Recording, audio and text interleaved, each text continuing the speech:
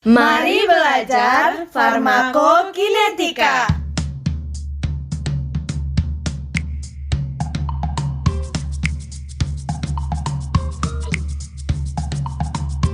Sebelumnya, mari kita mengetahui dulu apa definisi dari farmakokinetika.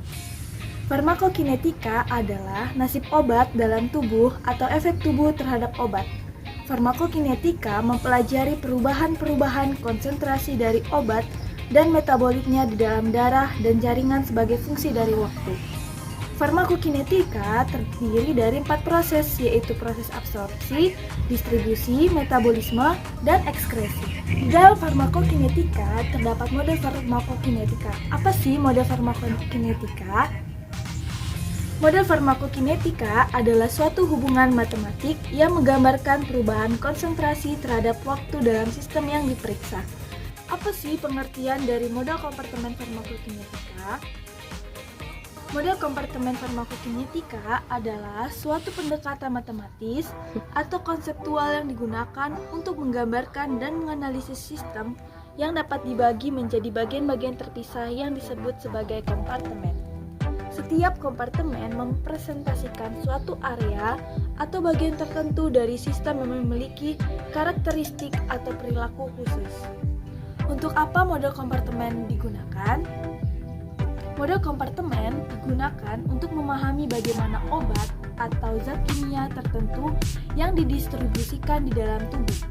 Model ini biasanya menggambarkan berbagai kompartemen seperti darah, jaringan, atau organ-organ tertentu dan menggambarkan perpindahan zat antar kompartemen tersebut seiring waktu. Video kali ini kita akan membahas tentang model kompartemen farmakokinetika, khususnya model kompartemen mammillary dan model kompartemen catenary.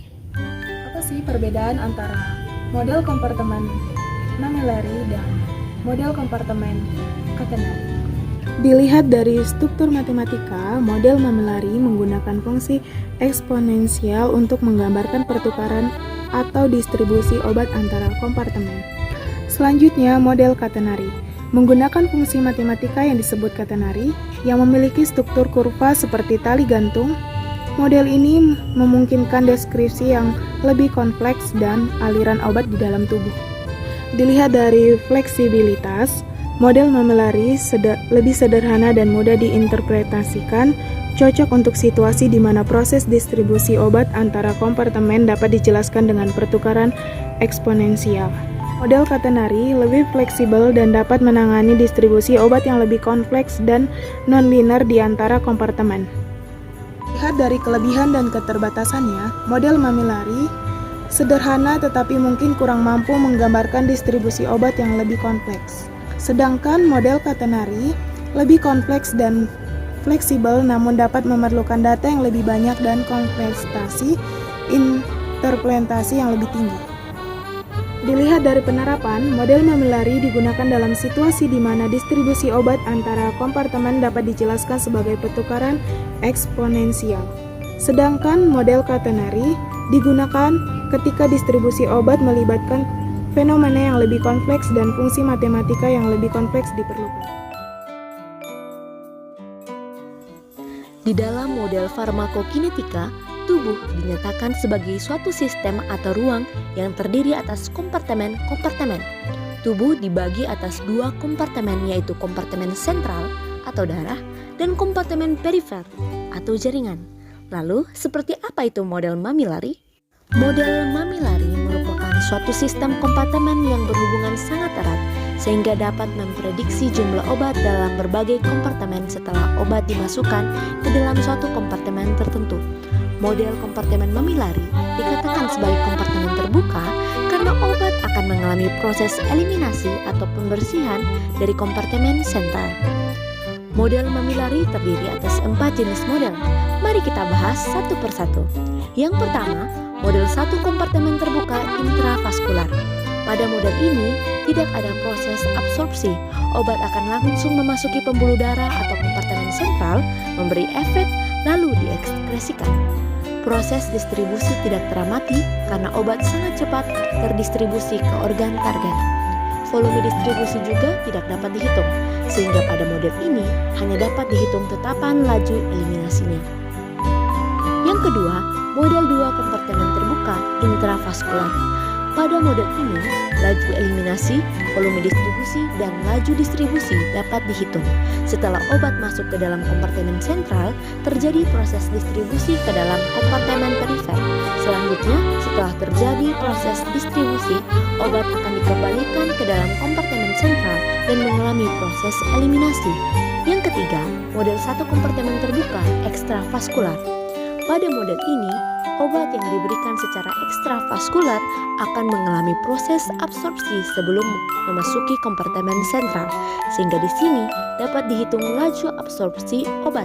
Selanjutnya, obat yang masuk ke dalam kompartemen sentral akan memberikan efek, kemudian mengalami proses eliminasi. Pada model ini, proses distribusi juga tidak terlihat karena terjadi dengan sangat cepat dan dianggap tidak ada. Yang keempat, model 2 kompartemen terbuka ekstravaskular.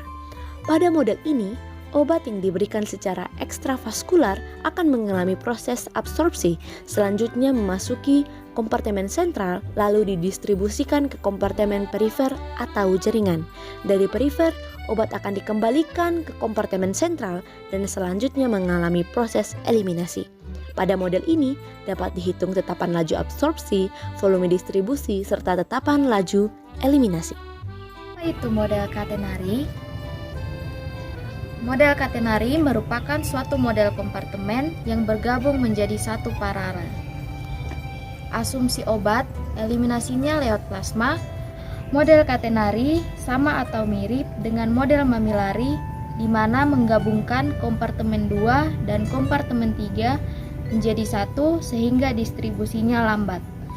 Model katenari terbagi menjadi 3 kompartemen. Yang pertama plasma, yang kedua jaringan, yang ketiga otak.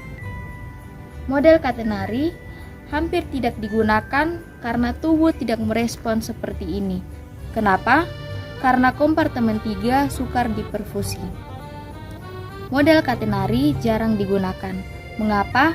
Karena tidak semua obat cocok dibuat model katenari. Berikut ini adalah gambar dari model katenari. Suatu obat di kompartemen 1 yaitu plasma, dia akan didistribusikan menuju kompartemen 2 yaitu jaringan, kemudian didistribusikan ke otak kompartemen 3, kemudian kembali lagi ke kompartemen 2 dan kembali lagi ke kompartemen 1.